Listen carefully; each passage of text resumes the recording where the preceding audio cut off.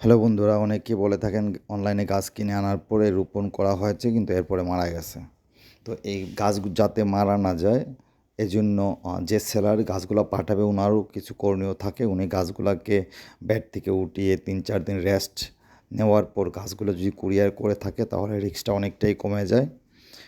এবং আমরা যারা গাছ রিসিভ করি আমাদেরও এগুলা খুব সুন্দর করে এগুলা খুলতে হবে। খোলার পরে সবচেয়ে ভালো হয় কার্বন ডাইজিম যে ওই যে আমরা ম্যানসার বলি, এরকম কোনো একটা ছত্রাকনাশক প্রতি লিটারে 3 গ্রাম করে মিশিয়ে ভিজিয়ে রাখবেন। রাখার পর গাছগুলা তুলে এই পানিতে, বালতির পানিতে আপনি ডুবিয়ে রাখবেন, যাতে এটার যে মাটি জলসহ সম্পূর্ণভাবে ভিজে যায়। তারপর এটার পাতাতেও আপনি এই যে ছত্রাকনাশকটা আপনি স্প্রে করতে পারেন বা আপনি ভিজিয়ে দিতে পারেন। তারপর এমন জায়গায় রাখবেন যেখানে সানলাইট পায় না। 3-4 দিন 5 দিন আপনি ওইখানে ফেলে রাখবেন। 1 সপ্তাহ রাখতে পারেন এবং নিয়মিত পানি দিবেন।